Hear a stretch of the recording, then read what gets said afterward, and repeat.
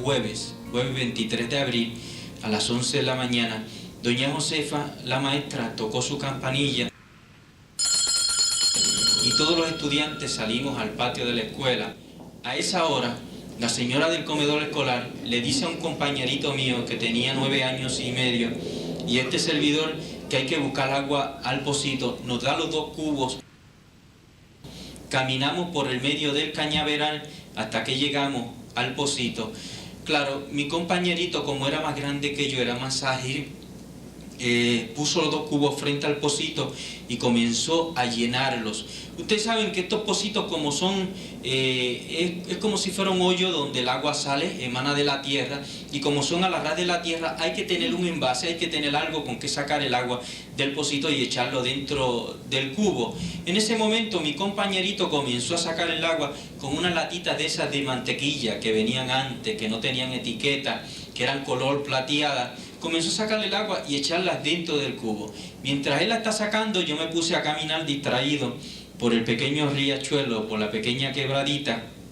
Mientras estoy distraído, de momento escucho la voz de mi compañero que me llama asustado y me dice: Juan, Juan, Juan, ven acá, ven acá.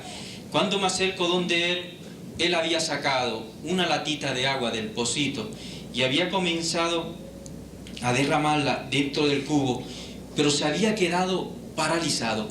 Estaba paralizado allí con su latita de agua en la mano, porque el chorro de agua que estaba cayendo de la latita al cubo, por alguna razón inexplicable, se había llenado de muchos colores. Parecía como si fuera un arcoíris que se estuviera derramando de aquella latita al cubo. Y cuando él vio que yo me acerqué donde él reaccionó, dejó caer su latita al piso, se viró de espaldas todo asustado, salió corriendo por el medio del cañaveral camino hacia la escuelita. Ustedes se imaginan, un jibarito de 8 años, a mí también me dio miedo. Y me dio tanto y tanto miedo que me dieron deseo de salir corriendo. Y cuando voy a salir corriendo, por alguna razón inexplicable, mis pies se habían paralizado. Por más que yo hacía el intento de despegarme de allí, sencillamente no podía moverme. Todo mi cuerpo estaba tenso, paralizado, pegado allí al piso. Y ustedes saben que en estos sitios del campo, aunque sean de día, en estos sitios donde hay agua, se escuchan algunos ruidos como son los pajaritos, el viento cuando le da las ramas, los coquís. Pues por alguna razón inexplicable, en aquel momento se ha hecho un silencio tan y tan y tan profundo, que yo creía que me había quedado sordo. En toda mi vida había sentido un silencio tan profundo como aquel. Inmediatamente después del silencio se hizo una tranquilidad, una paz profunda. Parecía como si el mundo se hubiera paralizado totalmente. No se movía ni tan siquiera ni una sola de las hojitas de los árboles. No se movía nada en lo absoluto. Y lo único que yo podía mover eran mis ojos, mi cabeza. Y cuando levanto mi vista sobre la lomita que había sobre el pocito, había una joven, una muchacha que se me quedó mirando profundamente a los ojos. Y por alguna razón, cuando aquella muchacha se me quedó mirando a los ojos, toda aquella tensión que yo tenía en mi cuerpo, todo aquel miedo que yo tenía, comenzó a desaparecer.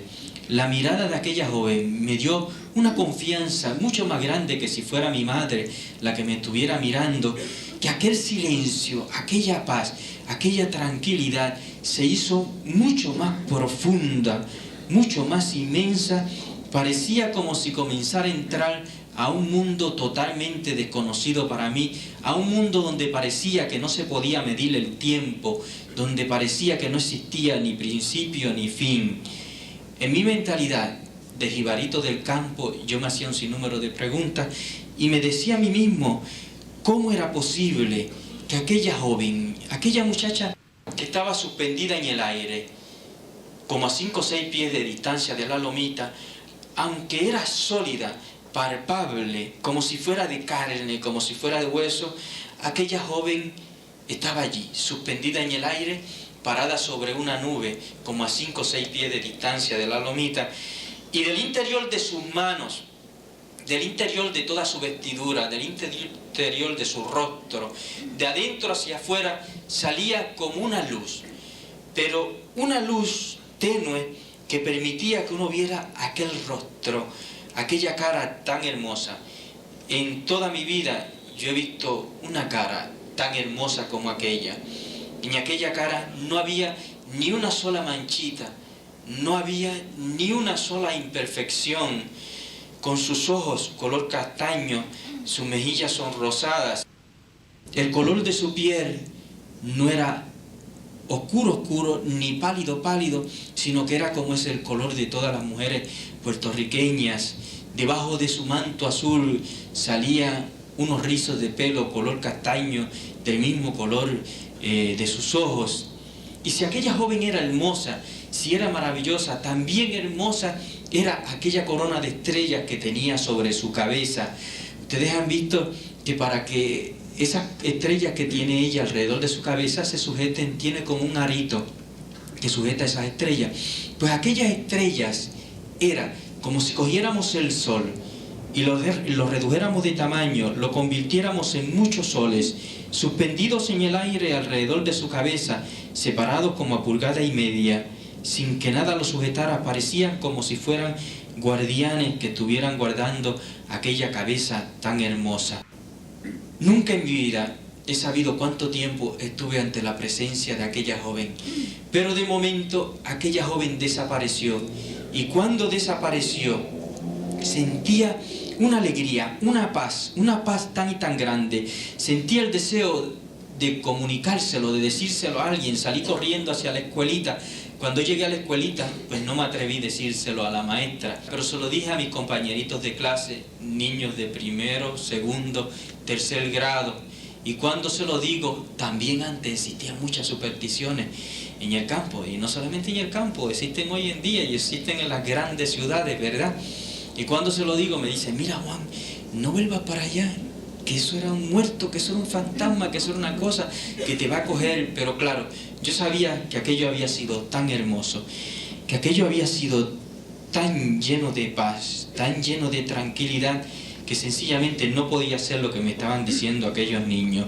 Y esa noche la pasé dentro de mi casa con una alegría inmensa, pero con un anhelo profundo de que llegara el próximo día.